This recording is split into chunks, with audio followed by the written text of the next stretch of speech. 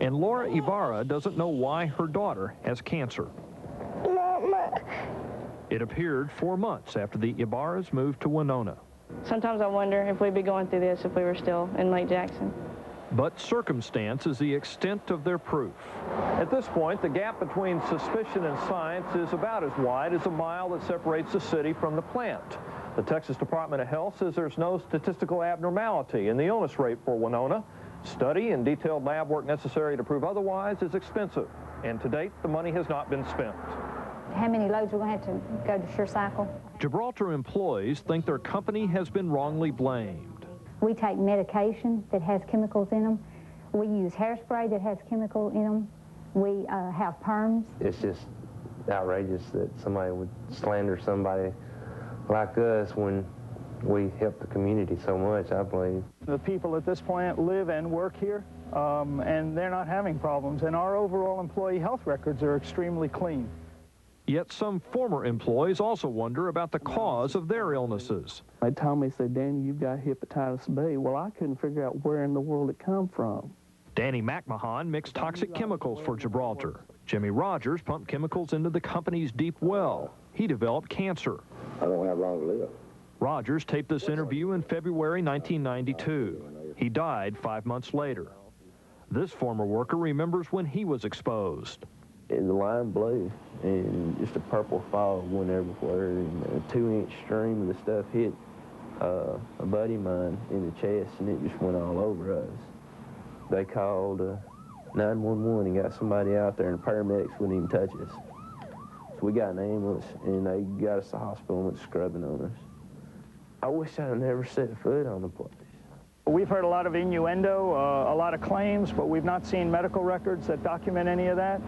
Gibraltar never has been linked conclusively to a health problem, but it repeatedly has violated laws designed to protect people from the chemicals that come here.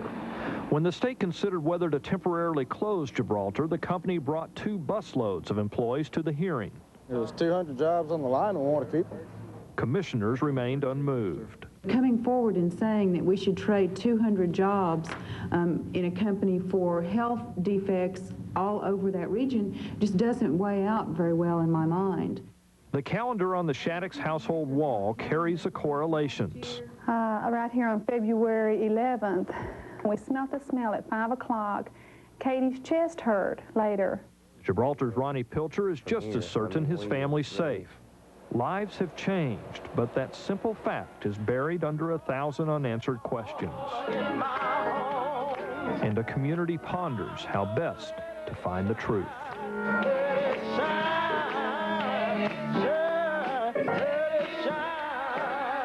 Allenberg, Channel 8 News, Winona. After temporarily closing the plant for 8 days, the state allowed Gibraltar to reopen this week on a limited basis with a full-time on-site monitor to ensure the company follows the law.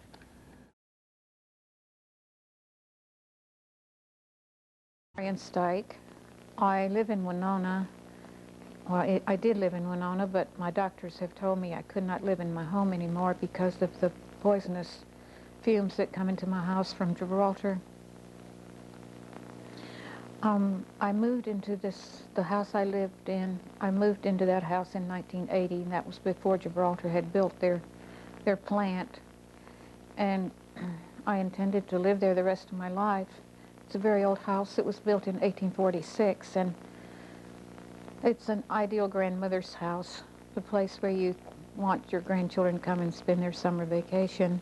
First started telling the people at Gibraltar that they were hurting me and making me sick in 1983 when they were spewing out some things that caused me to have very bad stomach pain and diarrhea and headaches. And the first complaints are on file in Austin, Texas with the Texas Air Control Board. But I can't use my home at all anymore. We can't sell the house. The law in the state of Texas says that if you're selling real estate, you have to write into the property description the proximity of any toxic waste dump or any factory that's spewing out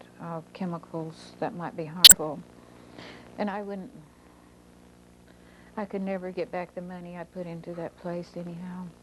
We built a very large greenhouse there, and last summer, in June and July, Gibraltar spewed out a lot of stuff in it.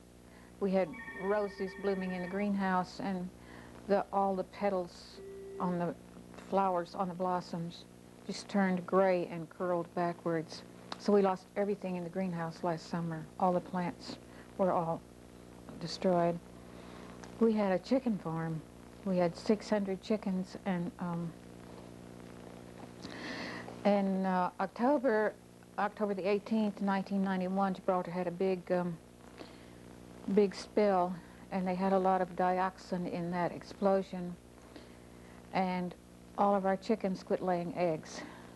And at that time, I had extreme swelling in my breast, and it was swollen even up in my armpits, and I started having secretions from my body, and my doctor told me that I had been exposed to something that had caused my hormones to be extremely active, which he thought was terribly unusual because I'm 67. At that time, I was 65 years old. I have quite a few problems right now. First of all, I have a plastic surgeon who removed some cancer from my nose in February, and at that time, we thought I just had that one cluster of basal cell cancer on my nose, but when we got into surgery, he had a pathologist there who did biopsies, and they found that it was over my entire face and under my jawline. So he told me he said, I couldn't take off your whole face, so we just have to find some other way to get this, to remove this basal cell. So he sent me to a dermatological oncologist, Dr. Laura Sears in Las Colinas. And we started this treatment with Efudex. And she told me that because of the extent of the cancer, that I'd have to have the treatment continuous for 3 months. But at the end of 1 month, I went back, and she said that we weren't not going to be able to get all the cancer out in the 3 months, that we'd have to do it for 4 months. And it's so painful, and it's hard to sleep. But anyway, I just told her I couldn't do that 4 months without any sleep. But when they give me pain medicine, then I can't wake up and take care of my face. If I don't wake up and take care of my face about every 2.5 or 3 hours, then it blisters. It turns into big blisters. And then it's that much harder to try to get it to get well. So I just have, because I can't sleep, I lose control of my emotions. And that's hard. But anyway, I went to a hematologist Friday, and he told me that this was the best treatment. I have a lot of blood problems. I have a lot of lead in my blood. We have it now down to 41 micrograms per milliliter. 41 micrograms of lead in 1 milliliter of blood. And my platelets are at 52,000, which is way high. And I have other heavy metals in my blood. And we're trying to clean up my blood. So that's another reason I'm having such a hard time with my face, is because my blood has so much gunk in it.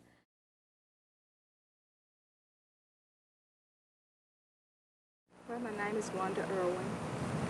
The changes that have occurred in our family and our lives over the past 10 years have just totally wiped all of our dreams away. We dreamed of one day building a nice home and having our kids have their own land where they can pick up where we left off. But now our dreams are just gone because of Gibraltar. The most way that Gibraltar has affected our land and our livelihood is odors. It's impossible to live, go to sleep at night and wake up with strong odors. Try to go outside and enjoy the cool air, the good smell. We don't have it anymore.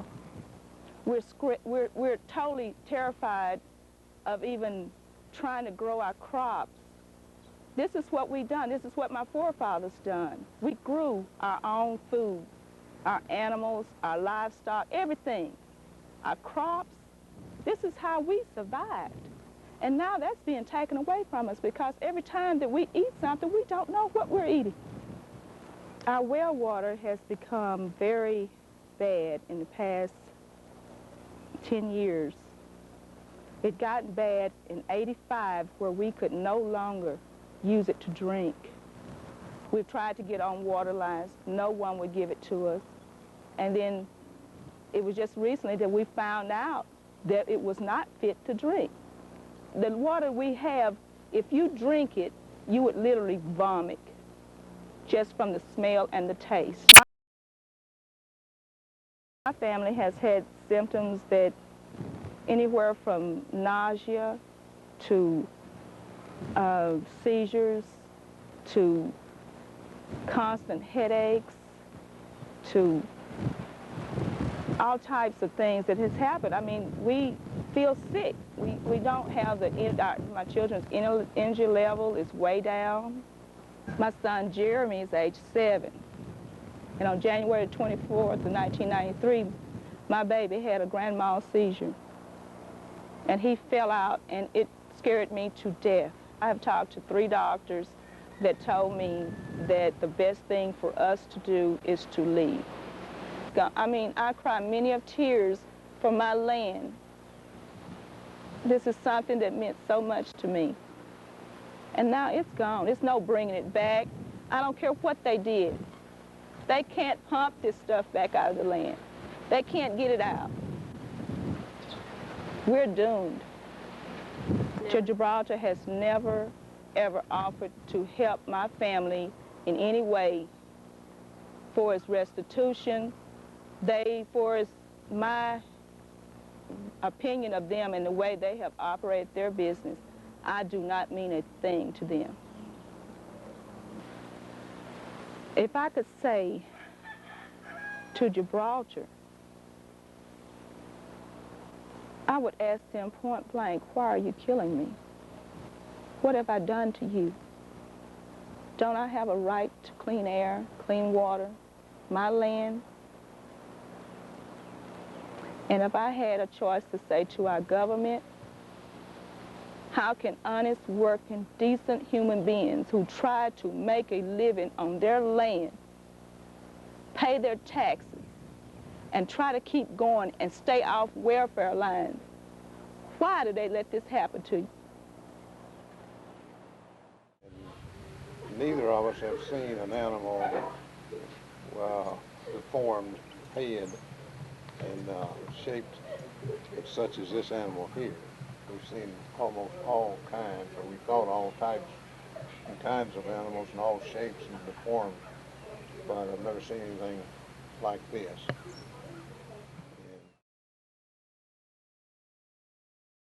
And Courtney is how old? She's 10. 10. And you are going to describe what I'm seeing here. This is a tumor that we noticed a couple of weeks ago that has come up on her back. We have been to 2 different doctors. They know it's a tumor. We do not know what kind of tumor it is. We have a surgical consult on Thursday at 1:30. Thursday, what is the date? It's the 7th of April. Of April. And at that point, I guess they will do a biopsy and tell me exactly what kind of tumor it is. They do know it is on the cervical spine, but they do not know how deep it goes into, if it does go into the spine or spinal cord or not. We will know that on Thursday also. How long has she had this, to your knowledge? To my knowledge, it's been about 2 to 3 weeks. That you've noticed it at all? That I've noticed it. And what doctors have you seen at UT Health Center? We have seen Dr. Eisnick and Dr. Viking. And what kinds of doctors are they? They are family practice doctors. Okay. And she has seen Dr. Moore, a pediatrician in Tyler. Now, have they done any MRIs or any scans of any kind? They did, let's see, they've done the PA and lateral of the cervical spine, and they decided not to do an MRI because they said it would not be significant to the type of tumor that they, and they just want to go ahead with the surgical consult. And they're really not sure at all what type of tumor it is? No. What other types of problems is Courtney having, if any? Well, she's having tingling in the back, and she has back pain, some back pain. She thinks it might be a muscle, but we're not real sure.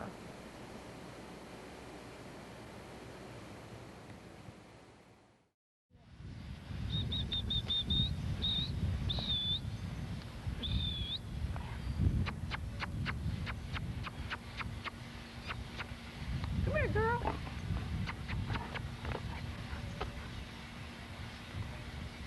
Erica, how is it? What do you think that is, Pat? Just a growth or something? I've never seen it.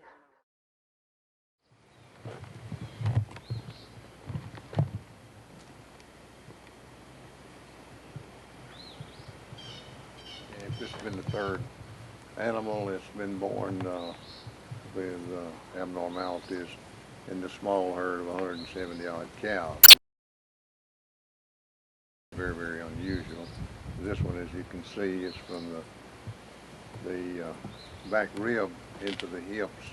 One leg is turned completely opposite.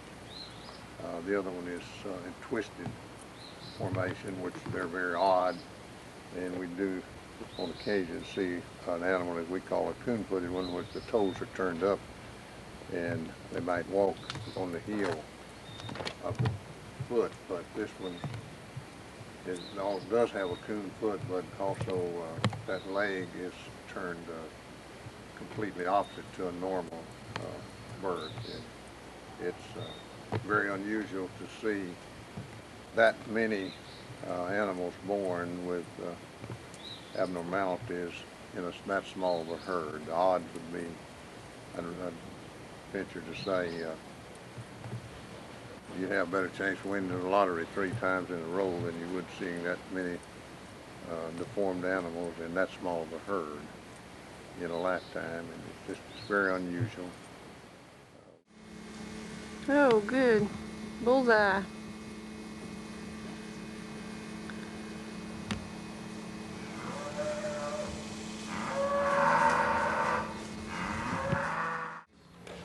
It wouldn't take any longer. It might be 3 minutes. I'll make sure it's right there. Why don't we stick with 3 minutes for the time being? Okay. I was a member of the Citizens Advisory Committee, and there was Mark Alvarado heading it up. There was Jack Stewart was a part of it, Sheila Slagle, and let's see, Judy Blevins, right.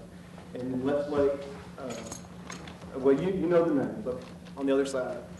We worked really hard. We put our hearts and our minds into a task because we were empowered, and we thought we were doing some good. Now, I knew that everything that we had was going to be just recommendations. And early on in this period, we were real excited that maybe we would really get a good system out of this. We could affect change. We could live comfortably in our community and not worry about when we get these smells. And maybe, if we did get a smell, maybe we could contact somebody and find out what that smell was. if it was coming from Gibraltar. And due to the compliance history of Gibraltar, we, as an advisory group, we thought that they should be held to a higher standard.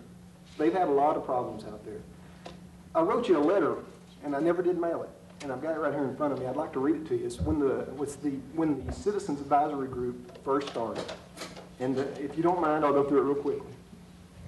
Thank you for starting a community advisory group in Winona, Texas concerning air monitors at Gibraltar Chemical. We asked for air monitors after the January 7th, 1993 incident, and then we went into participatory meetings with the company because they didn't like us. We started protesting. We were fed up with it. We didn't want the chemicals invading our homes.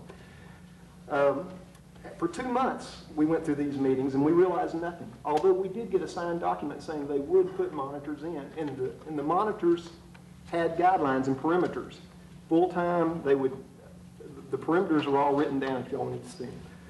Okay, during this time, Gaudy and Miller consultants were hired by Gibraltar to review operations and test air quality in order to recommend a monitoring system. Hired consultants. The systems they proposed is grossly inadequate, and their testing procedures are questionable. Remember, I wrote this thing to you about 6 months ago.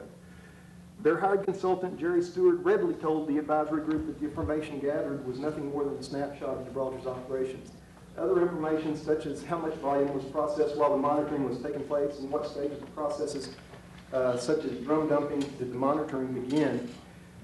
We found out through just investigating. They brought in Jerry Stewart, and we listened to him. He told us what was going on, which way the wind was blowing, and where they were set up and what they were doing. And we found out that they weren't even there during some of these processes. But then again, they monitored drum dumping, and they got there after drum dumping had started. So I'm a postman. I mean, I'm not a technical person, but we could see right through this thing. It was like Swiss cheese. It had holes all in it. And so thank you, sir. Can I go on? Couple more minutes. Okay. I'm not going to read the rest of the letter, but it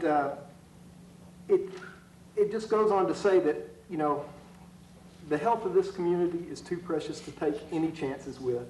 What we expect from all concerned is the best available technology. We have an opportunity here to put in place air monitors that truly would be models for industry. I hear these people talking about models for industry. Let's really do something right. The ones that they're proposing right now have been slapped.